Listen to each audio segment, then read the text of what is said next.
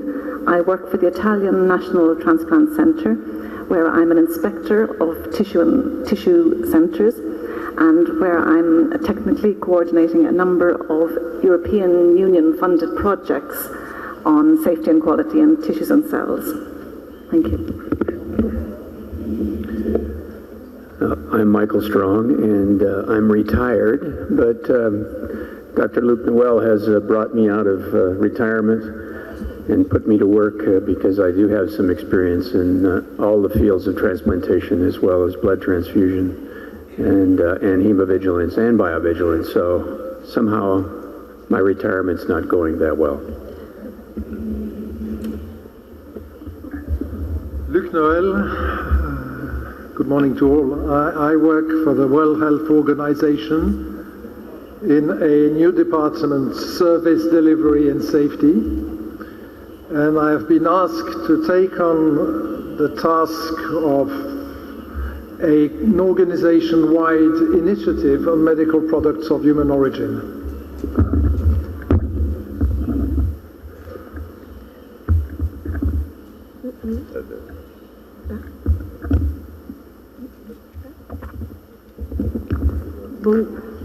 Bom dia a todos. Eu sou Geni Neumann. Trabalho na unidade de biovigilância e hemovigilância do núcleo que coordena o sistema de gestão de notificação, investigação e vigilância sanitária da Agência Nacional de Vigilância Sanitária do Brasil. Thank you very much. So my task here is try to get in some discussion about the conclusions of this forum. So I will ask Deidre. Oh, Luc first? Yeah. Well, okay. Luc will open this, how can I say in English? I know. I don't know, but we will begin. Okay, Luc, thanks. The question is the strategies and challenges to consolidate the vigilance and surveillance of products of human origin. From a World Health Organization standpoint, it sounds very interesting. Cell, tissue, organs are very different, yet they were brought together in the guiding principles of the World Health Organization. They were brought together under guiding principle 10, which calls on surveillance, vigilance, to maximize the quality, the safety, and the ethics of both procedures and products.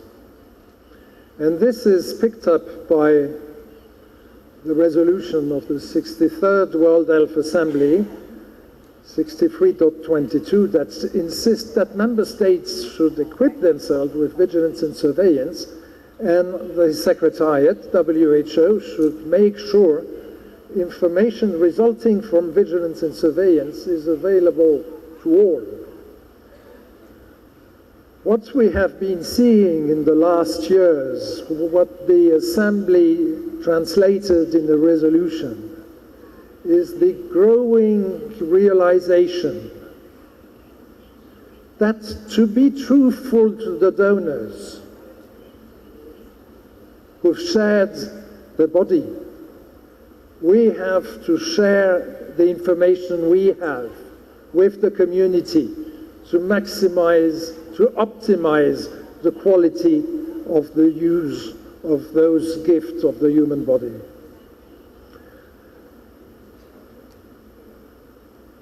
Consolidate and vigilance. Vigilance and surveillance, and I like always to put both terms,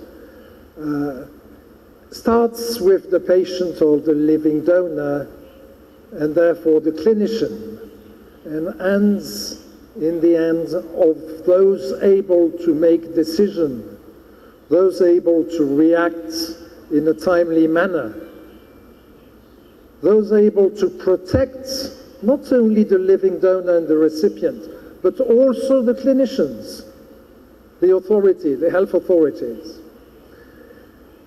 And therefore, when it comes to consolidate, there are to bring together cell, tissue, organs.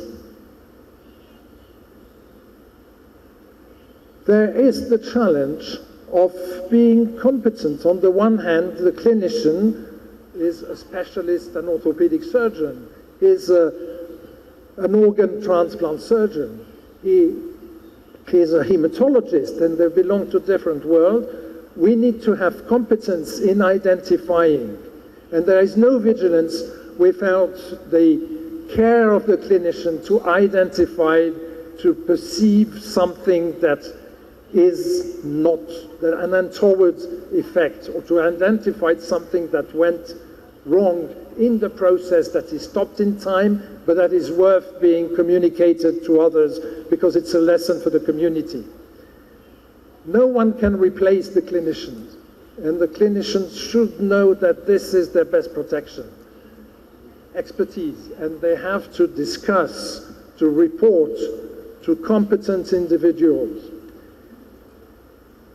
Yet there is a need for consolidation, and consolidation beyond cell tissue and organ, consolidation to all medical products of human origin, and that's the sense of the initiative I have been charged with. The human body, the use of components of the human body for therapeutic purpose, reflect a conception of humanity, shares risk, transmissible diseases, just to mention these, and in particular in the infectious risk.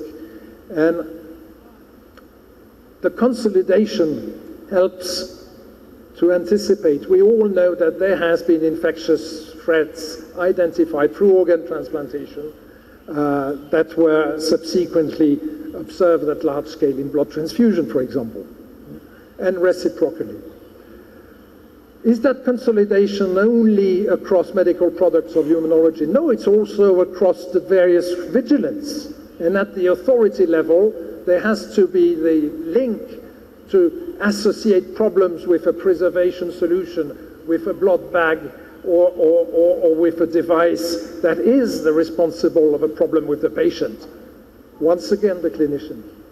So it has to be built with stages, and it has to be built with respect for the clinical world and the expertise, respect for the authorities and their capacity to react, ensure the good progression of the health system and the benefit for the patient and the living donor.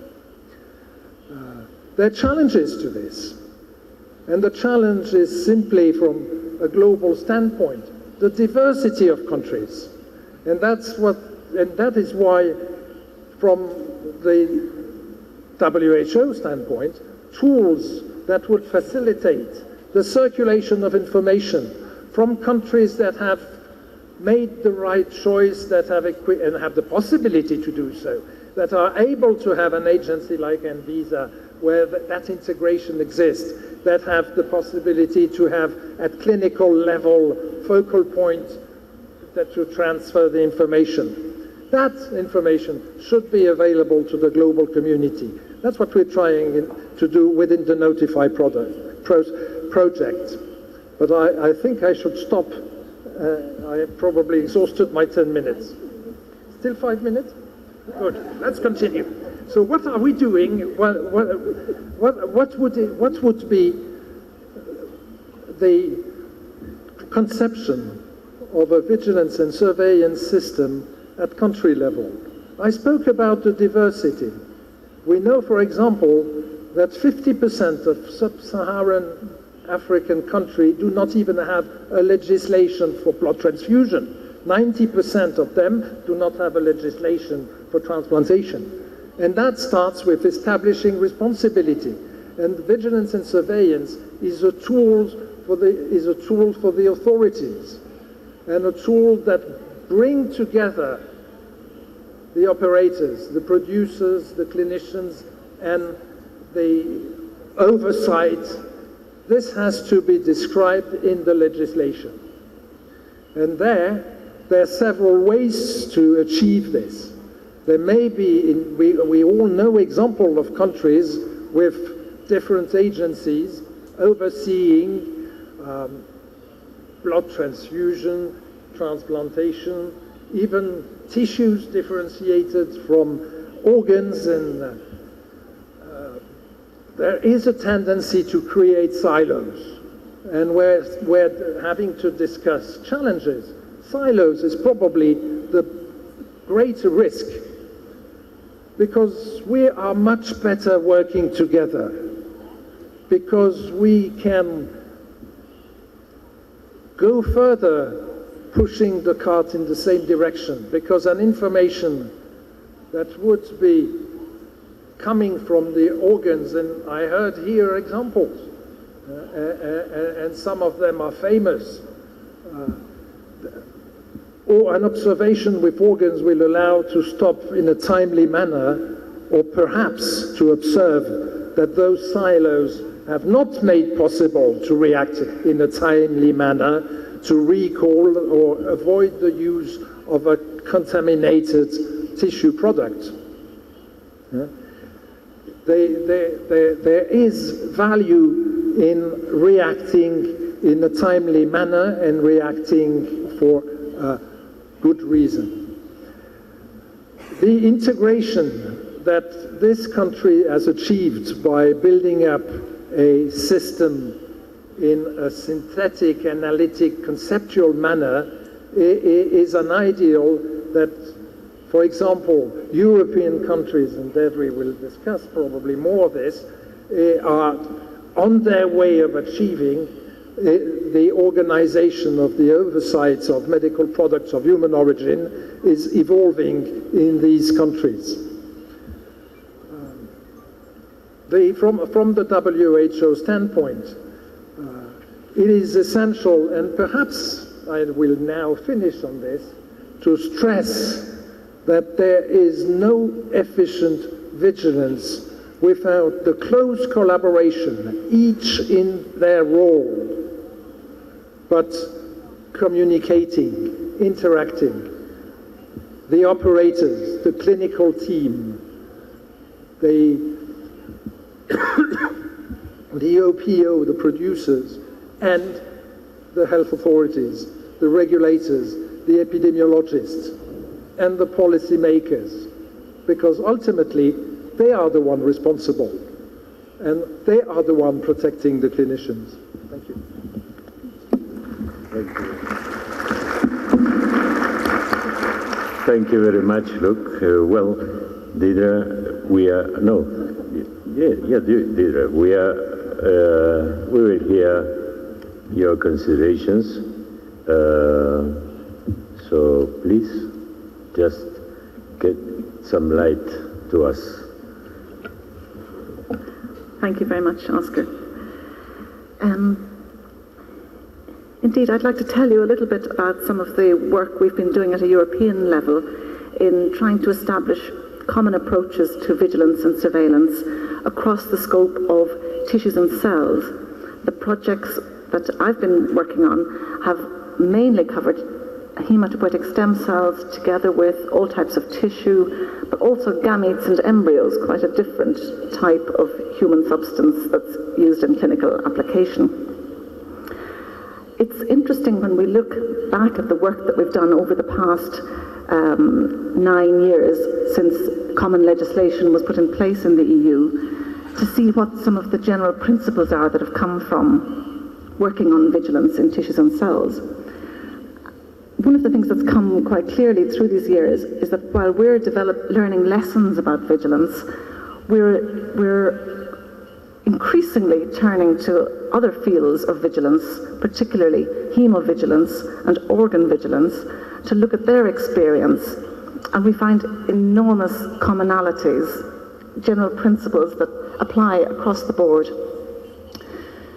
The two main purposes of vigilance and surveillance systems would seem to be, firstly, rapid action when something has gone wrong, to limit damage.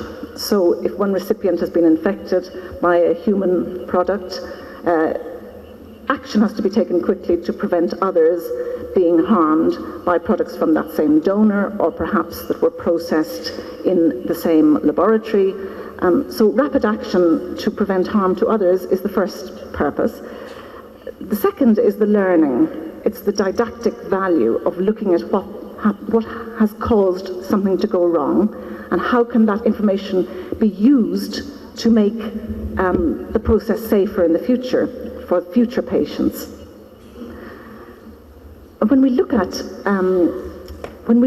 the learning side, the didactic value of vigilance, it's actually quite difficult to find cases in any field across the medical products of human origin that are not of didactic value for every sector. Take, for example, a case of HIV transmission by organ transplantation, such as we had in Italy, and Taiwan also had, one due to a transcription error, the other due to a miscommunication error by fax of a test result. The lessons to be learned from situations like these are not just of relevance to organ transplantation, they're of relevance to any program that must test donors. So equally relevant to even in blood transfusion, but certainly in tissue transplantation and cell transplantation. Even when you think of incidents in a field that might seem strange to us, very different to us, the field of assisted reproduction. We had a loss last year in Italy of 94 embryos because of a failure of maintaining the liquid nitrogen level in the cryopreservation tank. The analysis of a case like that, the lessons that come out, in this case particularly about the contractual, the arrangement of contracts with service providers in the area of liquid nitrogen, are of extreme value, didactic value for any service that cryopreserves human substances that equally, of course, can be bone marrow, peripheral blood stem cells, heart valves, or skin. So the idea of keeping that valuable didactic information to one field and not sharing it widely across the spectrum would seem to be a real lost opportunity.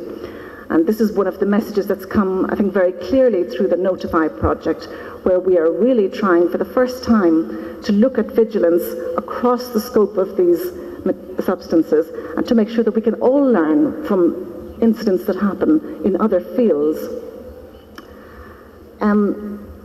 Through the work in the projects in Europe, we've developed guidance for various fields. We've focused a lot of efforts on the topic that Luc Noel just mentioned, trying to raise the profile of vigilance among clinical users, providing guidance to them on their responsibilities to report, to detect and to report.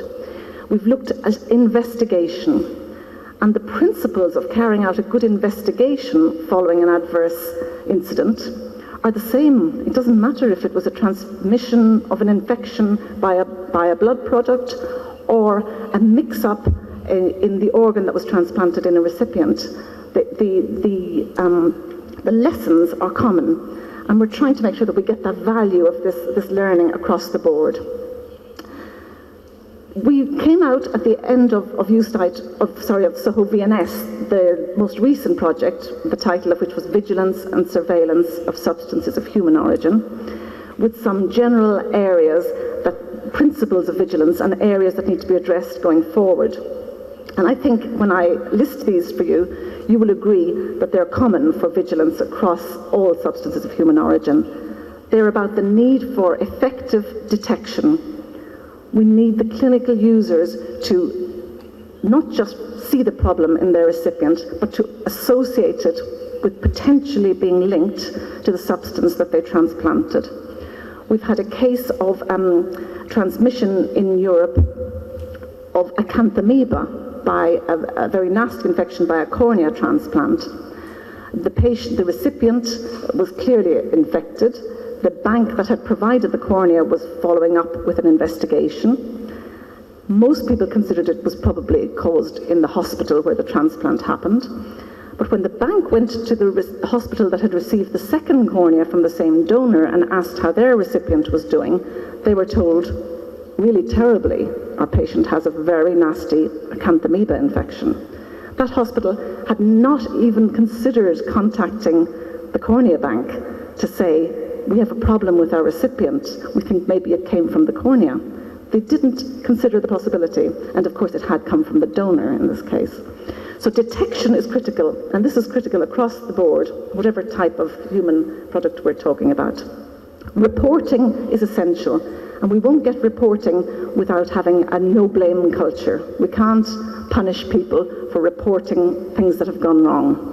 If anything, as regulators, I think Geni would agree, we should consider perhaps focusing our inspections on centres that do not report adverse outcomes, because everybody has mistakes.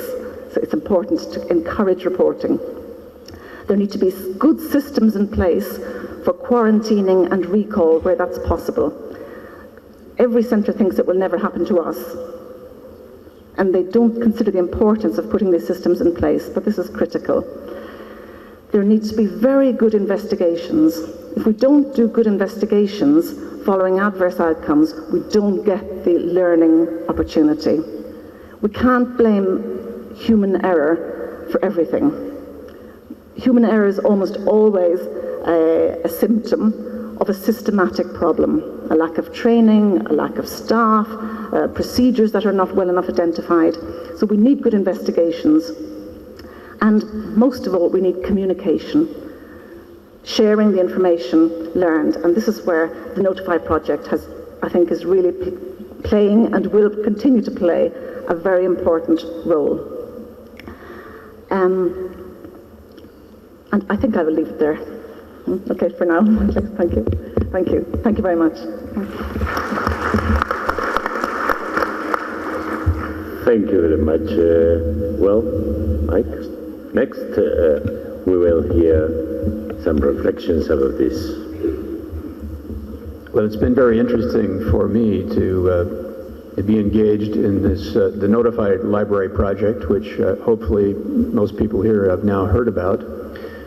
But one of the interesting aspects is bringing together all of the different specialists into one room to discuss their particular issues, because it doesn't happen very often that organ transplanters, eye bankers, tissue bankers, blood bankers, regulators have an opportunity to exchange information with one another. Now, what are the challenges of biovigilance? So a little bit of history, I think, is in order here. Each of these specialists that we've mentioned have come along this pathway at different times and on different courses. And the blood bank programs, of course, had to deal with the issue of HIV transmission very early in the establishment of HIV as a new and emerging infection. So back in the early 80s, this became, of course, a significant problem across the world, but certainly in the United States, there were close to 10,000 infections resulting from a blood transfusion and or tissue or organ transplantation. So something obviously had to be done. As a result of that, hemovigilance systems began to be established in the early 90s, first in Japan and then in France, and the UK, and then throughout Europe. And as a result of that, the need to begin to communicate with one another was established, and the European hemovigilance system was put in place in order to meet and discuss common issues. I was very much in favor of the slide that was shown in this previous session, which is to say that if you can't measure it, you can't improve it.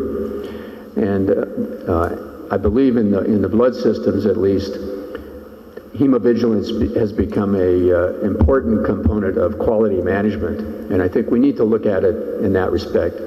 Now, Deidre has already mentioned that the issue of not having punitive measures applied to those who have these difficulties, and that's a critical importance, because almost all of these specialties don't necessarily want to tell everyone about the problems that they have or the errors that they've made.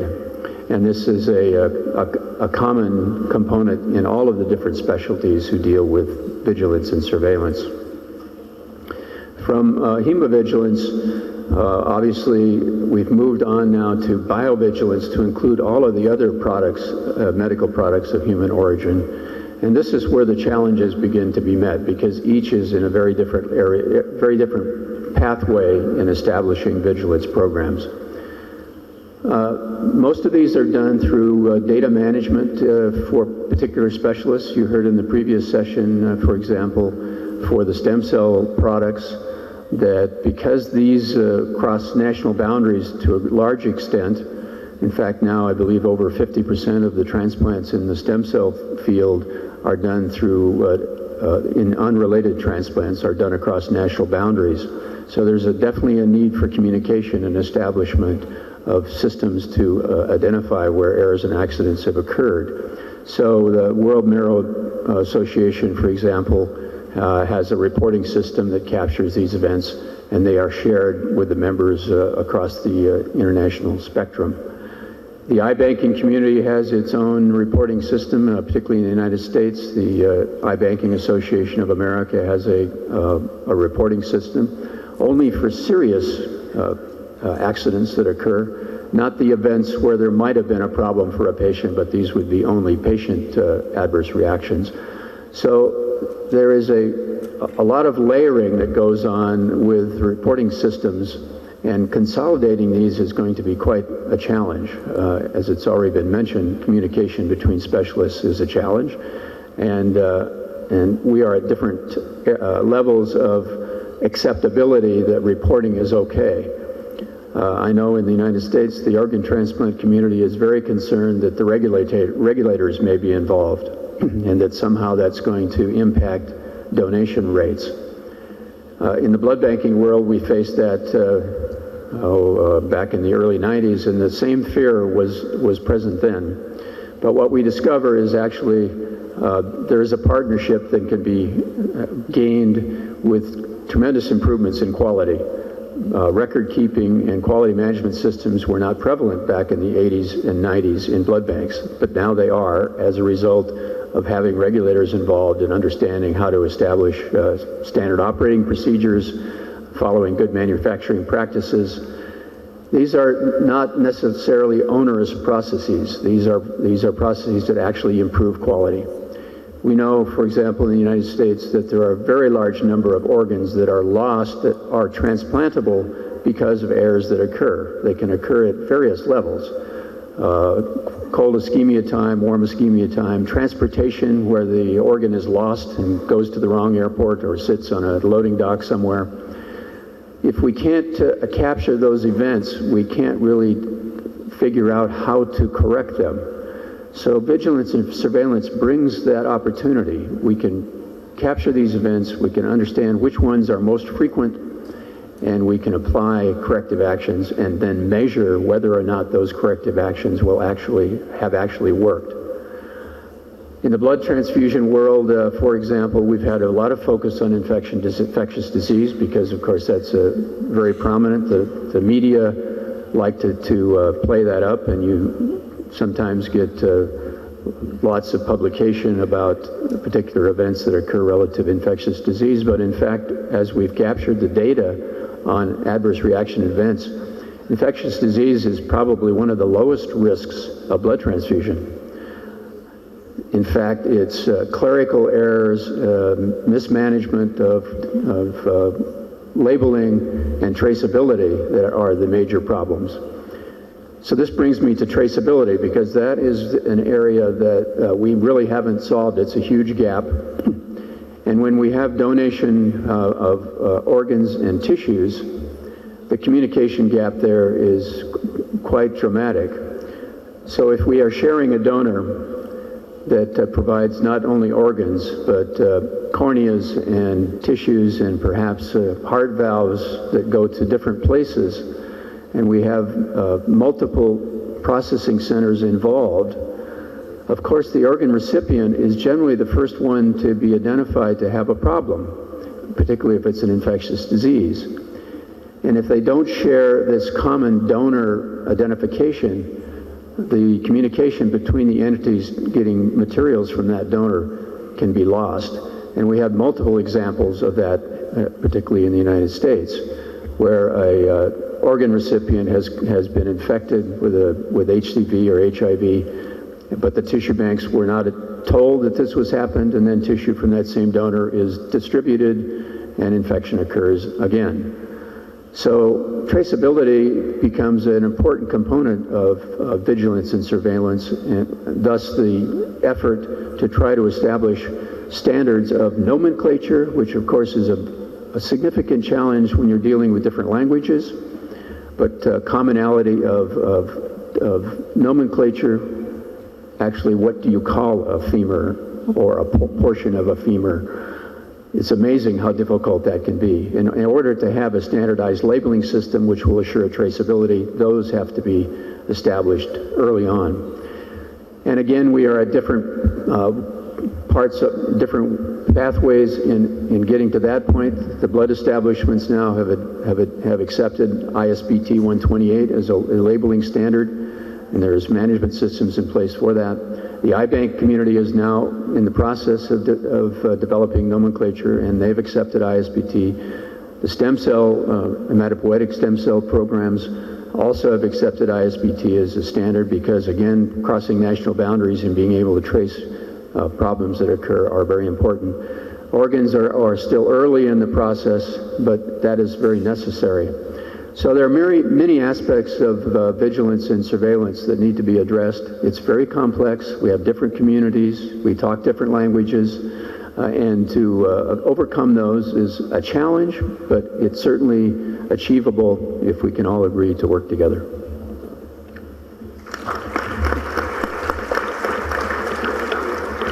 Thank you very much. Well, we will have 5 or 10 minutes for questions or suggestions or thinking, whatever. I want all the audience to share their opinion, and here you have the most important people in the field. So I think you have to take in account this and get the opportunity. Indeed, I know you very much, so don't make me just do you speak.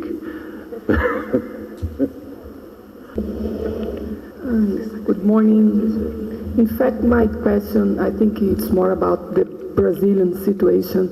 It was very interesting to hear the comments about the European situation especially, but what about what kind of advances do you have today for Brazil in terms of this kind of vigilance and surveillance?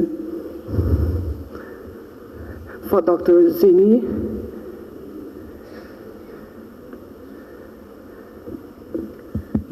Na verdade, a programação não previa que se falasse sobre a situação do Brasil, até porque nós tivemos um fórum durante o Congresso, que está encerrando agora. A ideia é trazer exatamente essa programação e ouvir os desafios para se consolidar. E a ideia não é falar sobre o nosso ponto de vista, mas essa programação que nós tivemos nesses 2 dias mostrou, né, do Fórum Nacional de Biovigilância, que nós temos muitos desafios, mas que o Brasil tem toda a estrutura, arcabouço legal, arcabouço de autoridade competente, integração entre os diferentes atores no sentido que tem uma coordenação do Sistema Nacional de Transplantes que vislumbra as políticas para se fazer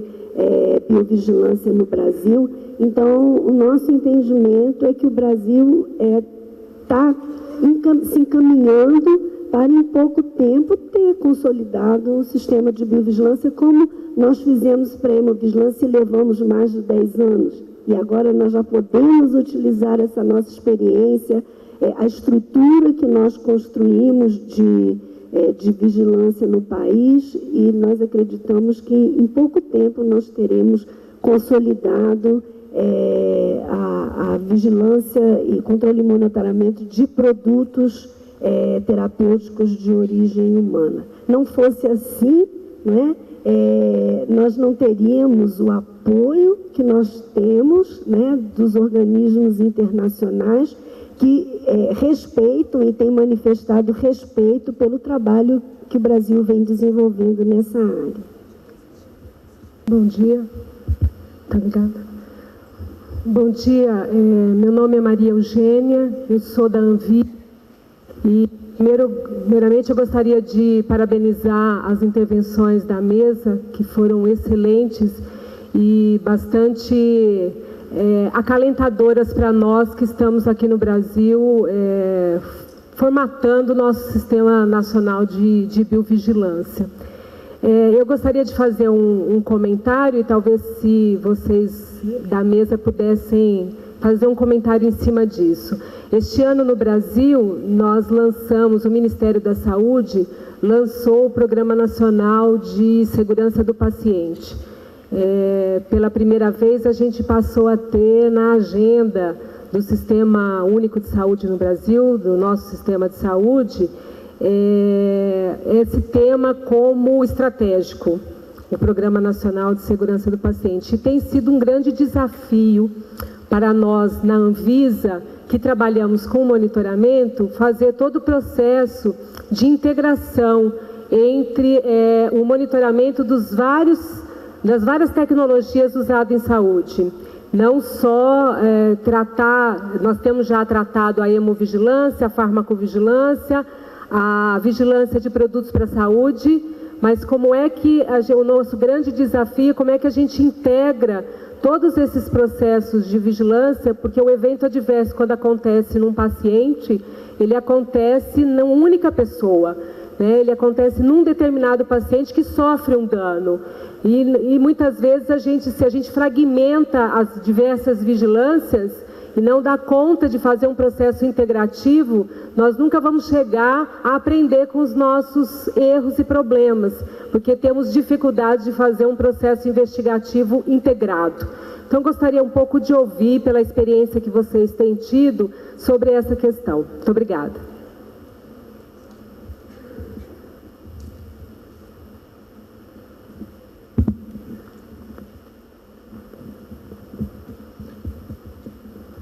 Well, the question was about the integration of the variety of vigilance and the challenge in itself. One has to start, and I would insist that there has been pharmacovigilance for years, and it's probably gaining momentum after having been half asleep, as it has in many countries. The driving force for vigilance has been in many countries medical products of human origin, and as was stressed by Dr. Strong, blood and hemovigilance. And for the reason we touch, that is, the product comes from the community. We owe the community to make the best of that product, products of human origin. One should see medical products of human origin as spearheading patient safety for product safety, because the recipes are well known, because the risks are higher than other products, because there is in every hospital with some activity, a blood bank, an entry point for medical products of human origin. In a large hospital where there are organ transplantation in routine, tissue transplantation in routine, you may have other organization, but the step in tracking, and I know this country is using ISBT 128 in blood transfusion, and ISBT 128 is the information standard for blood and transplants that in the medical products of human origin initiative of WHO is seen as the goal to be universally adopted in 10 years.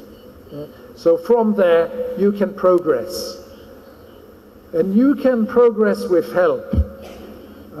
The Notify project, that dimension of global governance, global tool for vigilance and surveillance, is meant to support and the link between the Anvisa and the Notify project, and will help in there. I want also to underline that I'm certainly happy to see how important patient safety is seen in this country.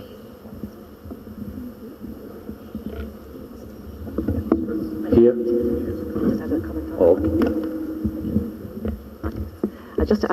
I'd like to add a comment on that particular topic, if I may. I think already you have an advantage in the sense that you have a single regulator that is managing this vigilance system already across the subjects. Already this is a great achievement. And in, I would say, the majority of European countries, that isn't the case. We have still the silos that Luc referred to, and we hope to build bridges across them, of course. But I think there are two things that really help with the integration of these different systems. One of them is reporting criteria that are generic. So when we agree on our reporting criteria, they should describe not specific types of reactions and events that occur for specific types of human applications, but we should describe criteria for reporting that apply equally, regardless of the type of human product that we're talking about. And the second one is about communication, because you have the opportunity now with Anvisa to feed back to the community in an integrated way. I think this is hugely beneficial, because as soon as somebody who thinks that they have, somebody working in hematopoietic stem cell transplantation, who thinks that they have nothing to do with cornea transplantation or organ transplantation, when they see the feedback coming from the vigilance system and they see about a transmission of, I'll say, West Nile virus, because for us that's quite new in Europe, even in a field that has nothing to do with them, they will be very interested. So I think feeding back in an integrated way is a very, very valuable thing to do.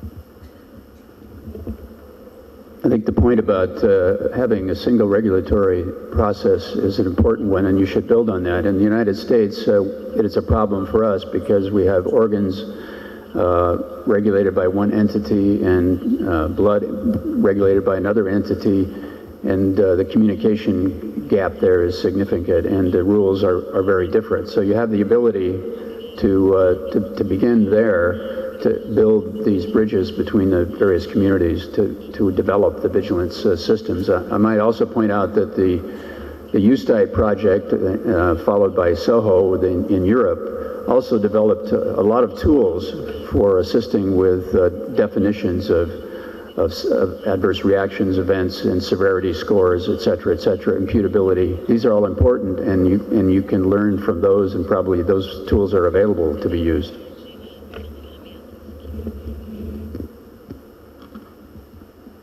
One more. The last one, please. Bom dia, meu nome é Leonardo, eu venho do Acre, lá do meio da região amazônica. Eu estou lá há 13 anos, eu trabalhava no Rio de Janeiro, eu sou neurocirurgião. Eu queria fazer uma colocação, porque é uma colocação da natureza humana. Nós, pelo menos aqui no Brasil, na nossa cultura, quando você diz assim, vigilância, causa um impacto emocional de alguma coisa assim, poxa, eu estou sendo vigiado. Ora, eu já tive um trabalho tremendo para conseguir com o governador me comprasse uma centrífuga para o meu hemocentro. Eu não trabalho com hemoterapia, eu sou neurocirurgião, mas eu já dirigi uma Santa Casa. Então, para comprar uma centrífuga, eu tinha problemas terríveis, que eu tinha, era necessário, eu tinha que providenciar situações de imagens lindas, maravilhosas e projetos excelentes, tá? Mas as minhas derrotas eu não contava quase todas, tá? Na minha vida prática, eu tenho o hábito de descrever os acidentes que ocorrem durante o ato cirúrgico, se ocorrerem, mas a grande maioria dos neurocirurgiões e cirurgiões gerais não descrevem acidentes durante as suas cirurgias, tá? E são muito claros lá dentro do centro cirúrgico, no tete-a-tete. Porém, quando eles vêm para um congresso e falam no microfone, eles só contam as vitórias. Então parece que tudo é maravilhoso lá no trabalho dele, quando na verdade não é. Então, uma proposta, por exemplo, uma ideia, pelo menos para mim e para nossa cultura. Quando eu digo Agência Nacional de Vigilância Sanitária, opa, eu estou sendo vigiado. Agora, se eu falo Agência Nacional de Controle Sanitário, eu mudo completamente o efeito disso sobre o meu axiograma, ok? Então, eu gostaria de saber a opinião de quem quiser se manifestar e já, antes de escutar, parabenizar a todos pela apresentação que fizeram. E me desculpar, porque eu, desde o início do Congresso, eu já estou sendo considerado o chato. Aquele neurocirurgião lá do Acre, aquele cara que toda hora faz uma pergunta. Obrigado e agradeço as opiniões. Thank you very much. Well, I will ask Geni. Geni? Oh, Luc. Just a small comment. Oh, yes, of course. I heard you with a lot of interest, because this is the reality. We must be careful about the perception we have. The word vigilance is coming from Latin, and I'm always remembering that it means watching indeed, but it also means, and that's the meaning I would like everybody to remember, caring for, caring. We're caring for what we're doing. We're caring for the medical products of human origin. We're caring for the donors. We're caring for the patients, and we like what we're doing. So that's the spirit we should keep. But I agree with you. We're using jargon. Surveillance is a technical world for methodology in detecting issues of interest, and vigilance is I'm used to say it's an attitude. But remember the caring one. So if you have a different word in Portuguese to convey this, it's the right thing to do. You say that it's unique culture in your country, but I think it's universal. No one wants to report their errors, but if it can be positioned in a way that it's not reporting your errors, but it's sharing accidents and errors that occur that might be able to be improved upon, that could be eliminated by changing practice, because as Deidre has said, often these errors are due to procedural problems. Not necessarily, I mean, we have human errors, of course, but the procedures that are carried out sometimes are the real problem, not the individual. So across the world, as I mentioned, reporting your mistakes, nobody wants to do that. But we can't focus on the individual. We want to focus on the process and how we might improve it to improve patient safety. Sorry, I think we will have to close this session, because we can discuss too much about words and things, but indeed organizers want to close. Okay, there's another one. Okay. Great. Sorry, I just have one other comment to make briefly. Well, first of all, I think, coming from the United States, I think it is a very encouraging thing to be able to develop a system from the start, unified, as opposed to a fragmented system like we have in the United States, which we're trying to cobble together between blood, organs, and tissues. I think that the issue here in talking to the audience, though, is that any system needs the clinicians to participate and for them to understand the value of it in order for it to succeed. So I ask you what you think the audience should take home to where they work in terms of messages for biovigilance. How should they work in their facilities in order to enhance this concept so it becomes successful?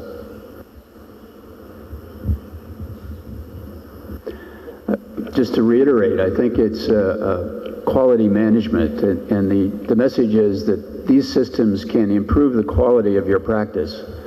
Even though you may never make a mistake, actually things happen that you can't control.